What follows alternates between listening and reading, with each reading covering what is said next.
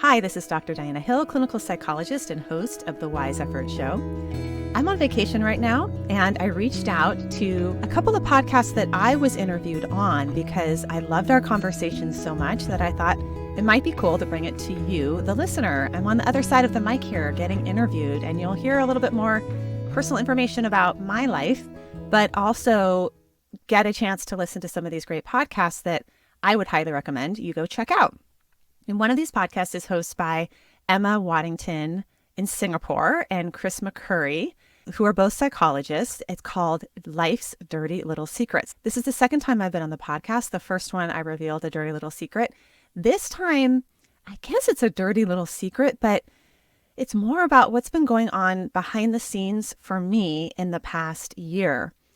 While I've been working on this concept of wise effort, writing a book on it, developing this podcast for all of you, sort of changing my branding around what is the message that I really want to offer you all in terms of putting your energy in the right places and finding a way to love your life and get your work done. I've also been going through a pretty big personal journey with my husband and his health. So I share a bit about this on the episode, and then we go big. We go all the way to the level of our planet.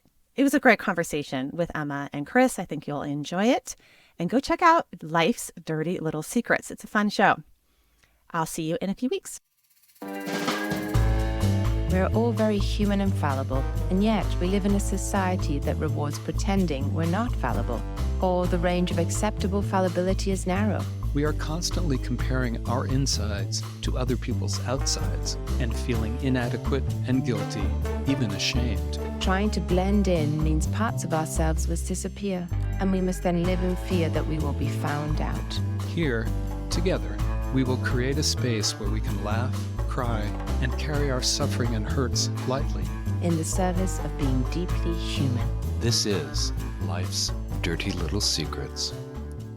Hello, I'm Chris McCurry, and welcome to Life's Dirty Little Secrets. And I'm Emma Waddington, and I'm so excited to have Diana with us again for season 2. Now, many of you probably know Diana, but I will do a brief introduction.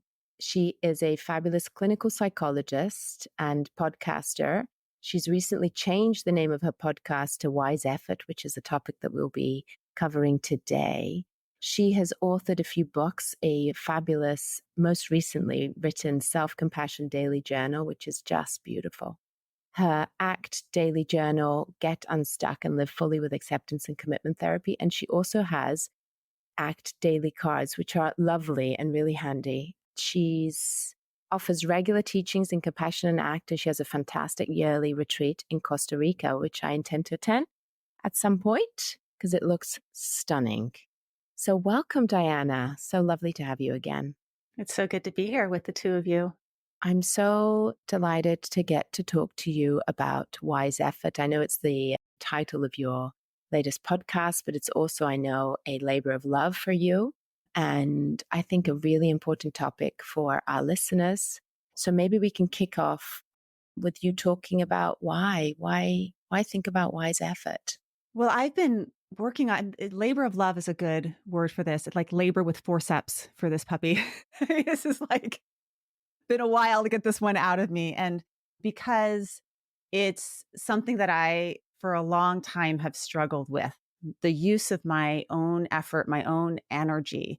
I often find myself, if you put me on a treadmill and it goes to a level 10, I'm looking how to make it to a 10.5, right? So I put a lot of effort and energy into things. And for much of my life, I've been told, as many people who are strivers, high achievers are told, why don't you just care less?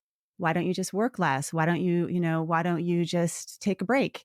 And that solution never really did it for me, especially because there's some things that I care deeply, deeply about, that I have a lot, are high in terms of my values, but that maybe I'm not using my energy so wisely in pursuing those things. So Wise Effort is about energy. It's about how to use your life force in the world and seeing energy as something that's renewable, not something that's limited. And that maybe the way that we're going about it is a little bit off track. the first thing is to say thank you for going into this. I think we have a lot to learn from you, and you've always put so much into everything you've done. So I am really curious to understand how you make these, how you've come to sort of think about wise effort in terms of you said, the energy, and absolutely I'm guilty of that, putting a lot of effort into things that seem to be important, but then turn out to be perhaps less important. And then I feel, that I'm putting too much effort into something that maybe wasn't that key. So maybe can we guide the listeners into thinking more about how do we make a decision on, on what to put our effort into? Where does that begin? Well, I think it starts with curiosity, Mm. and the first part of curiosity is noticing that you maybe are stuck or your energy is bound up. Sometimes it's just going inside your body and kind of feeling that like tangle of tension and tightness and lack of spaciousness. And that Mm. may be a sign that you're engaging in maybe an unwise effort. And ultimately, that curiosity can lead us to looking at really three things that I think bind up our energy. And they're linked to act, right? So they're also linked to Buddhist principles. When we get too attached, when we're gripping too tight, whether we're gripping too tight to an identity, we're gripping too tight to something that's changing and we won't let it go, or we're gripping too tight to a thought or belief system, that will lead to binding up our energy. We can't actually flow with change or flow with life or move towards our values, right? Because we're holding on. The second thing that can get in the way of us engaging with our wisest self or our wisest use of energy is avoidance, which is very, experiential avoidance, when we're being pushed around by avoiding discomfort, right? Because often our values are in the same direction of things that are uncomfortable to us. And then the third, which is sort of infused in the first two, is a self story. We have stories that aren't really necessary reality. And those map on to what's considered the three poisons in Buddhism. The term wise effort is actually a Buddhist term. And I'm talking about it more generally, but it comes from the Eightfold Path of Buddhism, which is the path of enlightenment, the path of freedom. And that Eightfold Path has things like wise effort, wise speech, wise intention, wise concentration, wise mindfulness.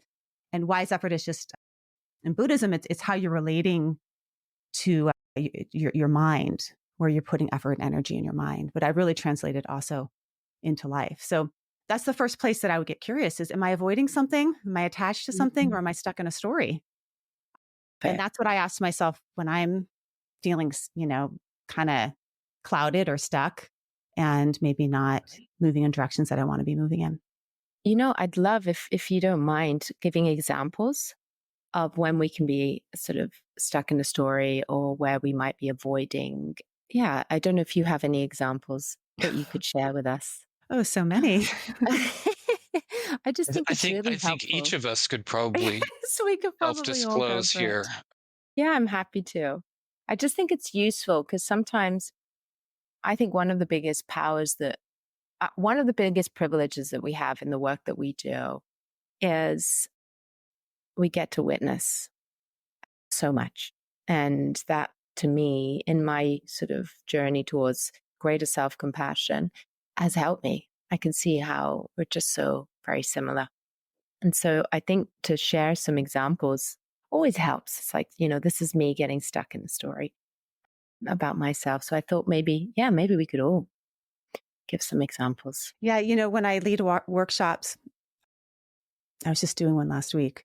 I say, do we want to give level 2 vulnerability, level 4, or level 10 here? Because it's helpful to kind of have a bit of disclaimer, because I could give you a 2-story or 4-story or something that's pretty hot and a live story.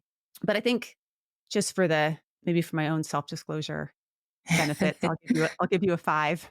Something that's not super, it's not as much as I'm not stuck in it anymore, but I was very much stuck in it this past year, which was that my husband was diagnosed with severe vision loss over the last few years. He's been losing his vision. We first found it when I went up to the house, and he called me up there and he was like, honey, I can't see part of your face. Like I can't see your eye. I can't see your nose. Wow.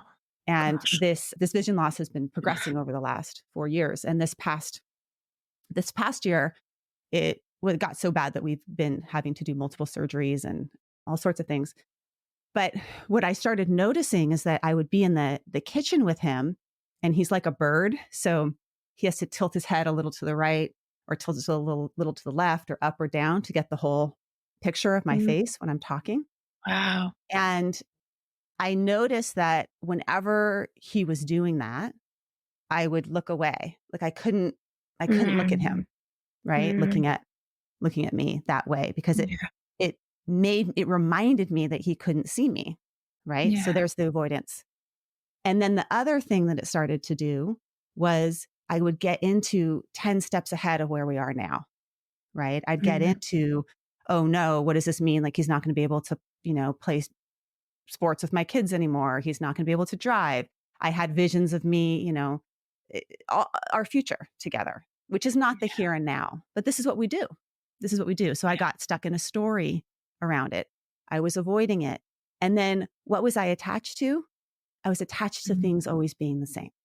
Of course. And all three of those, what they ended up doing, the more that I would do that, the less I was actually present for my husband, who's going through this thing that really needs somebody to be present for him. And also the joy of the vision that he has right now. Right? Yes. So that's a level 5 for me. If you talked to me 6 months ago, it would have been level 10. But I've worked through it. And part of this wise effort process is also, okay, where do I want to put my energy here? Do I want to put it on avoiding this thing? Or do I want to open up to the possibility that engaging with him actually now is like a tremendous source of energy for me? All the doctor's appointments have been times when we've grown closer. And we've gotten really close over the past year doing this together. Yeah. Wow. What a beautiful story. And I'm humbled by your honesty, but also the way you're holding it with so much wisdom, and a beautiful example of wise effort really is. Because I'm sure we can all put ourselves in your shoes and feel exactly how you felt. This wanting to turn away and not wanting to see what's actually happening, and easily getting stuck in the fear of the future. Mm-hmm. It's beautiful. Thank you. Thank you for sharing. And I love to hear about, the energy. Absolutely. You're absolutely right. It takes so much energy to avoid. It saps our energy when we start getting stuck in avoidance strategies and not wanting to. And instead you put your effort into the connection and hearing about how it's led to greater connection. And sometimes that does happen. We get new things happen when we put effort into new things. We get new experiences. We discover new things. We find out that the very things that we were so terrified of turn out to be quite incredible. Not always. There's not always a great outcome, but we do, with curiosity and openness, we do find new things. Yes. And, when physicists define energy, they define it as the ability to do work or to produce a change, right? And there's, kinetic energy, which is the energy of movement. There's heat energy, and then there's potential energy. And I think a lot of times we lock up that potential energy that we all have. And we know, energy now it's been traditionally described in so many different ways. If you think about qi in terms of traditional Chinese medicine, or prana and yoga, or sisu. I saw you had Elizabeth on sisu in Finland. But it's also now being understood, like in that room with my husband, if you look at attachment theory and polyvagal theory, we're exchanging energy through our facial expressions, right? My looking away versus my looking at him, my engaging with him through my eyes or the tone of my voice is an exchange of energy. And that's all the potential energy that can become a renewable source for us if we learn how to tap into it and how to use it. And it requires us to be open, spacious, have enough room for us to flow through us and not be constricted and contracted, gripping too tight or running away. And that's what I've just gotten super fascinated in the realm of relationships, but also in the realm of work. I mean, the same thing of like working on a book or working on a podcast. Our energy can get all bound up, or Mm. sometimes it can flow super creatively. Like what's happening there when we're in that creative flow and we're engaged in a way that feels like we're showing up as our authentic selves. And that's really, I think, shifting into more of a wise effort space. I think a lot of it has to do with just where our attention is being, where we're paying attention, turning away literally. Mm-hmm. But you could also be looking at someone, but thinking about something completely different and not connecting with them at all. So I've come to believe that everything's about attention and intention. And, what am I paying attention to right now? Is it the catastrophic ideas that I'm having about how this is going to go? Or am I just engaging it and seeing what happens? Emma and I are working on some little workbooks for kids, and sitting down and getting started is painful because my head is full of all the ways that this is going to be difficult or not turn out well or be poorly judged or whatever. But if I can get past that, then things actually do flow. In fact, I made myself a note, reminded me of that. Just work on it, and it'll be okay, as opposed to finding all kinds of ways of getting distracted. And sometimes, at least for me, it's not even getting past it as much as it is making a bigger container for it. Because I don't get past, like, I still see my husband tilt his head. I never Yeah. get past it. I still see it. I have the pang. I have that, I notice it. And then somehow I stay with it and I make enough, like I make it like we're bigger than that. That, what's happening here is bigger than that.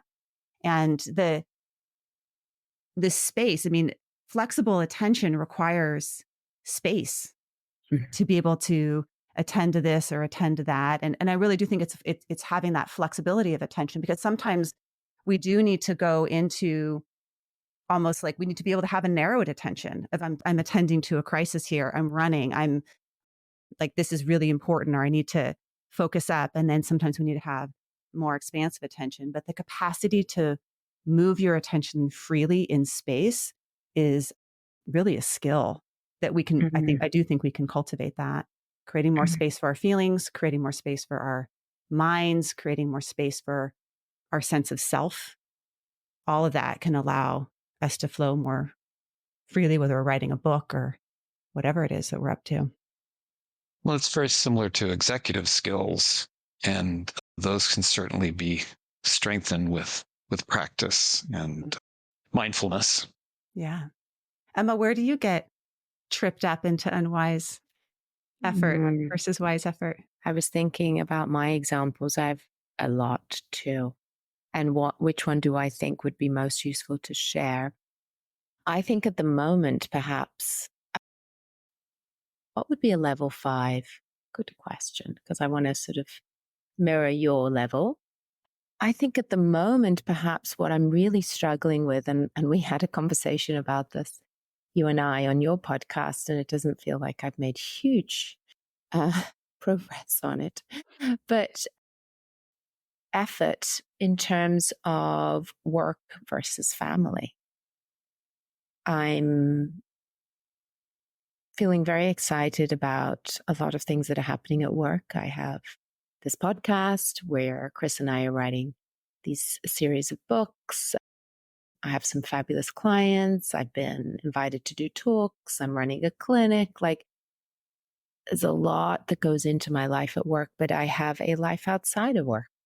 I have 3 busy children. I have a husband, not to mention the chickens and the dogs. So I think for me, where I get stuck and is where I'm trying to sort of become wiser in my effort is really thinking about what's key here, what's really important today. And the avoidance shows up a lot with, for example, this evening I have an event and I'm excited to attend. And there's a part of me that's incredibly anxious about attending because I'm not going to see my children. And I haven't seen them now. They've gone off to school. So I won't have seen them all day. And my self story about being a mom does not include me not seeing them all day. And it includes me giving them a kiss and sending them away. It includes me putting them to bed. And so there's a lot of guilt and bad mom. And at the same time, there is an excitement about the event and the possibility of meeting people who are like-minded and hearing about what others are doing in the world of mental health here. So I can see how much I can invest of energy into feeling guilty and thinking of ways, can I catch them? Could I come back home, give them a quick kiss before I go? Or could I find a way to, cut it short and catch, the end of the bedtime? And all this effort can go into my mind in trying to figure out strategies to reduce my guilt and my anxiety about leaving them all day. And also sort of catastrophizing about, is this the beginning of the end? Am I going to become this mother who's never available because I'll just keep saying yes to all these things? Or I can lean in. And I've made a choice to go to this event and enjoy the event and notice the feelings of guilt, and tomorrow tell my children about the event. But yes, it's not easy. I can feel it everywhere in my body, this sense of the guilt and the bad mom story, the selfish mom, all you care about is work. Before we got on, I shared that line that my client had said to me of simultaneously, I feel like I'm simultaneously doing too much and not doing enough at the same time.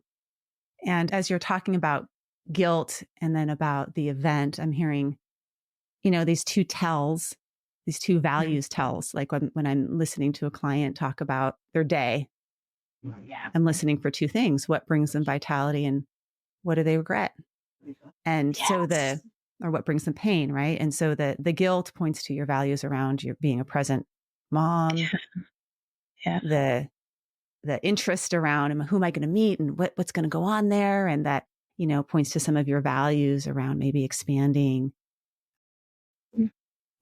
conversations about mental health and I've had people write in and say to me, well, Diana, like, I'm living my values in my domains of my life. And I still feel like it just doesn't, I'm burned out.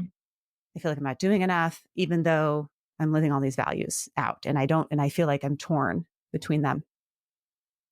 And that's sort of what you're kind of saying there, So I think sometimes we have to get a little bit more nuanced about values in the way that, like when I used to run a treatment center for eating disorders, we get a little bit more nuanced about eating, like, because people would come in and they would say, like the metaphor here, they would say, like, give me the food plan and tell me how many carbs and how many proteins and how many calories I should eat in a day.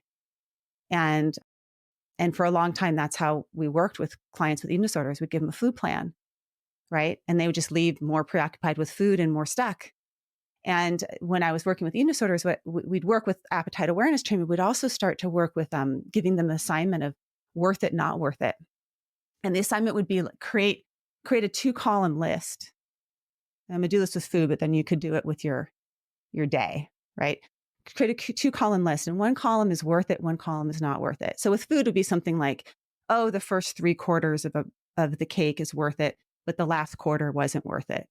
Oh, it was totally worth it to start eating more whole foods. Totally not worth it when I got really restrictive around counting calories. Oh, my mom's spaghetti was worth it, but the extra piece of garlic bread wasn't worth it, right? Because in the moment, in the context, what's worth it to you and what's not worth it to you is going to shift.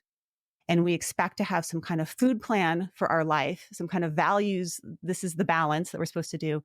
rather than attuning to the moment and saying, when is the point of diminishing returns here? Maybe it's 8 o'clock. Maybe it's 10 o'clock. What's worth it to you?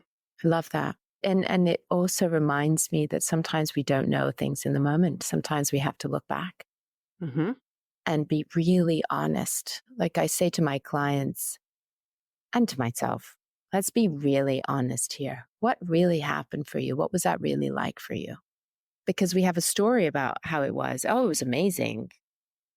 Was it? Let's like really sort of sink into your experience. And it'd be okay that it wasn't what you were hoping for, or that you overstepped and you ate too much garlic bread, or you spent too long or too little, or, there is a boldness and a courage to being, truly honest. Because then we see where we didn't do things the way we would like. It's the only way we can learn, really. Yeah, that's the feedback that allows for learning to happen. I love that. I'm going to do that. I've written it down. Worth it, not worth it. Especially now for me, where I feel like I'm just tripping over myself on a daily basis. And I need to sort of, and the irony is I say, I don't have time to reflect. Like, yes, you do. And I like, was it Thich Nhat Hanh who said, you have to meditate regularly. And if you don't have time, you have to do it every day. I think it was something, I've just butchered it, but something to that effect that, the more stressed we are, the more, we're struggling with this idea of doing too much and yet not feeling like we're doing enough, the more we need to take time to reflect on what we're doing and why, because it does sap our energy and we feel depleted and tragically not, living the life that we want to, or we think we are, but in the end of the day, we don't. We just feel depleted. We also miss out on the sources of energy that are available to fill us up, that are available right here. When we're in that, I should be doing this, or I should be doing that, or I feel guilty about this, or we're missing it. We're missing that it's here. Tell me more. That feels really important. Well, again, I think it goes to a larger paradigm and problem. So zooming out big time, look at the planet is on my mind. I'm teaching a course right now that's part of a UC campus, University of California campus-wide course. It's part of a large research study run by Alyssa Eppel. And the course is on resilience for college students that are coming in reporting a lot of distress around basically the future that they've been handed. So, the distress, right? The urgency and distress, and the idea that our planet is broken and there's something that we need to fix about it, rather than looking at the endless amounts of renewable resources that are here, that the planet has a capacity to heal. The planet has wind energy, solar energy, all sorts of energy, and that we're kind of getting in the way of it, right? So if you take that big macro scale and you bring it down more micro scale to ourselves, where in the way, how am I getting in my own way of resourcing energy sources that are available? And they could be energy sources of, when you go tonight and you're with other people that you could exchange that would actually fill you up and help you feel a little lighter, feel a little bit more connected, so that when you do wake up in the morning and see your kids, and then same thing when you're with your kids, the energy that's available there in that exchange with them. And they're just so giving of it until they turn into teenagers. But yeah, even as teenagers, a little bit. So thinking about our energy sources differently as renewable. There's a really incredible climate activist, Christiana Figueres, who's from Costa Rica. She was the daughter of the Costa Rican president who was responsible for getting rid of the army. And she talks about these three mindsets of climate activism, of endless abundance, radical regeneration, and stubborn optimism. And that if we were to bring those mindsets to our own stuck spots, like, where is there endless abundance for me right here and now in the present moment? Radical regeneration. What actually regenerates me? Not what I think regenerates me, but what truly regenerates me. Mm. And stubborn optimism. How could I look at this in a way that is not about like all the worry and the contraction and the scarcity, but rather a way of like, there's hope here. There's possibility here. I'm optimistic about what could happen tonight. All the possibilities. I'm optimistic for my kids about the evening they're going to have, all the possibilities. And it's not like fake positive, fake toxic positivity, but really opening your mind to possibility of something good happening. You never know. Yeah. And I even as, oh my goodness, I love that. So it was endless abundance. What was the second one? Radical regeneration. And she's talking about the planet, because Deanna, she was responsible for really the Paris Climate Accord, like why it happened, Wow. because Gosh. she gathered people together for that. And anyways, I had an opportunity to interview her for a summit that I did, and she blew me away. I mean, she's one of those people that you're just glad is out there having conversations. But endless abundance, stubborn optimism, and radical regeneration, and how we could apply those mindsets to ourselves. It's beautiful. And just as you're speaking, I can feel the energy. Like it just opens you up. This idea of that stubborn optimism is particularly inviting. Like being able to enter situations with that curiosity, but that possibility that things can go really, really well, or that you can get something out of this. Like being open when we enter situations, no matter what they are, versus, being closed, or when we are in that state of fight, flight, freeze, we are, more anxious. Obviously, if you are in real danger, we're not going to expect you to be in a state of stubborn optimism, but entering new situations, or maybe we do. I noticed your face. Maybe we should be optimistic. Well, maybe not in real danger, but you need to stay open enough to escape the danger. Yes, Get true. out of it, right? True. But even when we think about, I remember Kelly Wilson really early on. He used to do this thing called Wilson's Wager, and it was sort of like this. It was this diagram that had to do with like, what if your client gets better, and you don't believe they're going to get better? What if your client gets better and you do believe they're going to get better? What if your client doesn't get better and you don't believe they're not going to get better? And what if your client doesn't get better and you do believe that you're going to get better? Either way, whatever way you looked at it, as long as you go in believing that it's possible for your client to get better, whatever, that your client's going to be better off, even if they don't get better, and you come in with like, there's possibility here, right? And again, not in this like toxic positivity way, but just in that there's possibility. There's possibility that your husband could have severe vision loss, and you could feel more close to him than you've ever felt in your life after 25 years of being together. I'm like shuffling along the halls of the glaucoma unit, which is like everyone's over 80. And I'm like, here we are shuffling along. And it's been, there's possibility in any situation. It's when we close ourselves off, when we limit ourselves, and when we get all tangled up, we prevent that flow from happening. Yeah. Is that fear-based? I mean, what's the source of that closing off?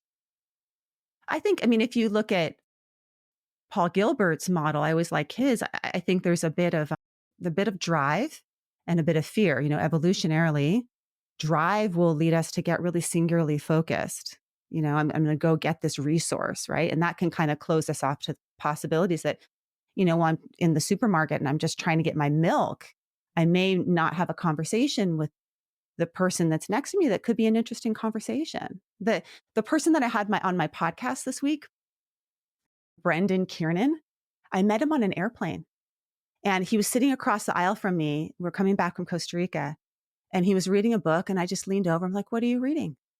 And we had this amazing conversation for the 5 hours that we're flying back from Costa Rica together. And then I tell him at the end, I'm like, hey, can I interview you?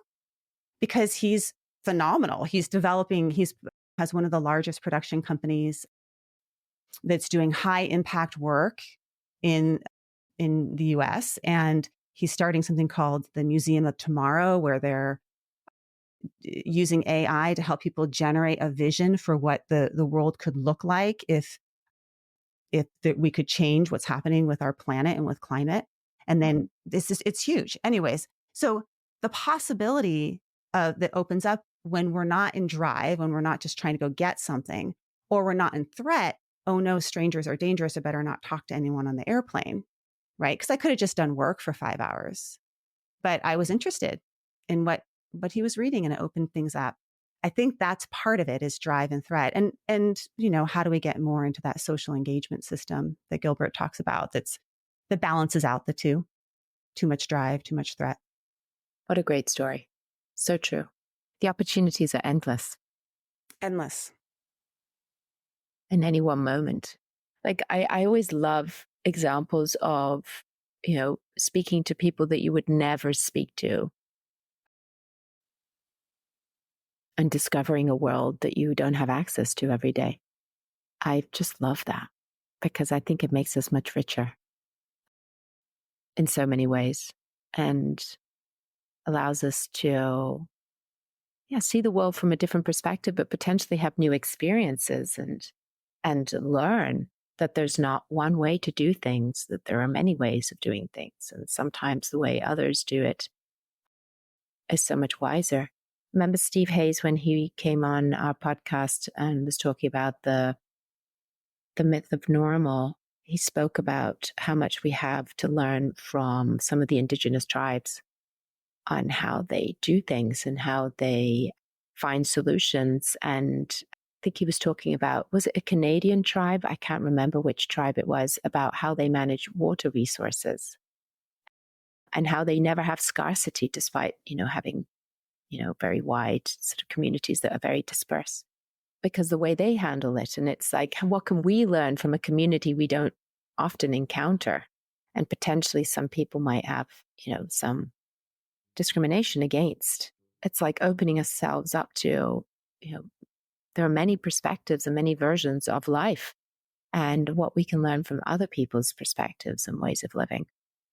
And one way to look at that is that that's all of our perspective and way of living, because we all have ancestors that come from indigenous peoples. Mm-hmm. We all, at one point in time, if you go far enough back in our lineage, we're living from a place of a relationship and understanding that land isn't something that you just take from, mm-hmm. that it's something that you're part of and that there's a reciprocal relationship. And hopefully we're getting more to a place of understanding that we have to do those things now. That the person that I met on the airplane is part of my family. You're part of my family. We're all part of one family. And if we don't figure that out, the earth will continue to go on. It's just that us human families won't necessarily be on it when that happens, because and Steve talks a bit about this, I think he's going there a bit more of, looking at sort of this bigger, broader, compassionate perspective that we naturally want to kind of make ourselves feel separate from each other. But in this world now, I mean, it's more than ever, we're starting to recognize, well, wow, if we aren't so separate as we think that we are, much more dependent on each other than we ever knew. Yeah. Yes. And that requires a lot of wise effort. Yes. Because some of our initial, another conversation we had with another one of your fabulous guests, Stephen Batchelor, who I can't believe I actually got to meet. He was talking about good and evil. And, when we get to dichotomous, when we think about, somebody's good, somebody's evil, or our version of the world is good, or our version of the world is evil, that limits us in our understanding and what we can see. And I think when it comes to groups, we're still quite tribalistic and we want to be divisive and we want to know who's on our team and who's not on our team and invest time and effort on the people who are on the team. But that can be too simple, especially in our day and age when resources are going to stop getting depleted. There's going to be more tribalism at a time when we need to be more open to connecting and relating to others, and how much effort that takes to become. It's like it is quite effortful in a way to, hold your ground and stick to your people, but it's also quite effortful to challenge that and to be open and curious. And we have to choose where our best effort will go. Exactly. What's worth your effort, and Mm-hmm. what effort, when you put into it, opens something up for you that then feeds you back. Right. So doing a podcast is a lot of effort. There's a lot of behind the scenes work. There's preparation. There's our time zones, which are ridiculous to organize, all these things. And really, I'm interested in doing things that will be an exchange, that will feed back to me, that will feed to you, but that also are in the service of feeding others, so that it becomes win, win, win, win, instead of doing things that are just for me, or in the people pleasing example, doing things that are just for you, right? That when we're in wise effort, we're in a place where there's an exchange. I'm giving and I'm receiving. And therefore it's worth the effort to put into something like that. It's worth it. That side of the ledger. I love that. I'm going to be taking that with me today and every day. That really sort of being more curious and more open to the question of what effort feeds me, like what actually feeds me and nourishes me, and the returns for my effort actually potentially can feed others or the world in some ways. It's really important. I do want to say, I feel like we were all over the place. I mean, this is where my mind is right now. It's pretty big, and thinking about all these different pieces and how they weave together. And it's a model of consilience, that the etymologist, E.O. Wilson, talks about consilience, right? That when you start to look at big picture concepts like effort or energy or spaciousness, you can't help but go really, really big, like global, and then really, really small, like just between you and me. And I find it fascinating. Because if we can get a handle on how we're using our energy and use it in more effective ways, more pro-social ways, more regenerative ways, more creative ways, more compassionate ways, then not only will your life and my life get a little bit better, but so will that ripple effect spread in larger, bigger picture ways. So you never know. Are you going to meet at a party or an airplane or whatever on a podcast? Yeah. Well, and I think we tap into something that's out there. You might call it grace, that I think puts a little wind into our sails, and we feel like we're on the right course, and we do get more energy, and I think other people feel it and they're attracted to our efforts, and that synergy starts taking place. And so I think it does start at that very interpersonal level and then spreads, and hopefully we can save ourselves as a species.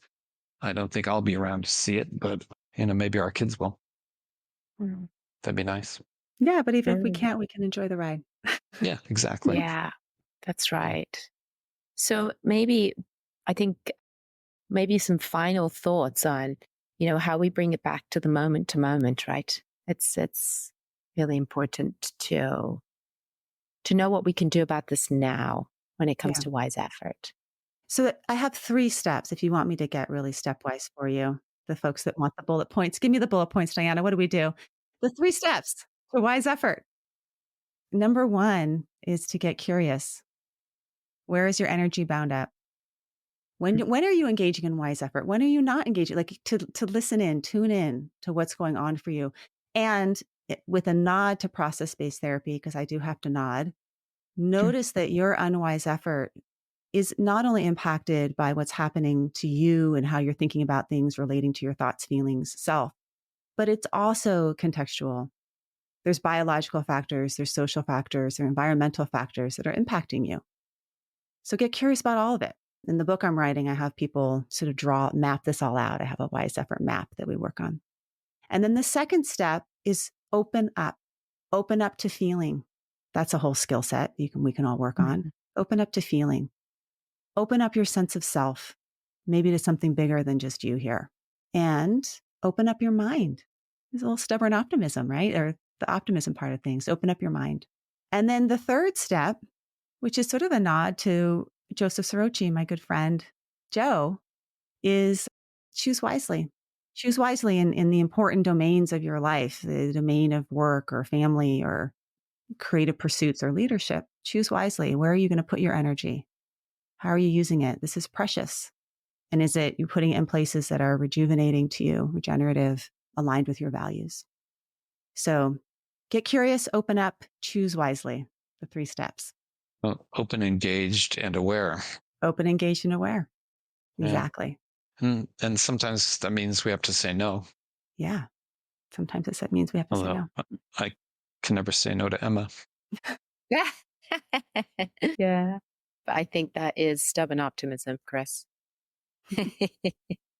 There's many ways to say the same thing, right? So we can use ACT to say it. We can use Buddhism to say it. We can use whatever. A lot of the things that I'm saying are all pointing to the same processes that are processes of ACT. I mean, that's where my roots are.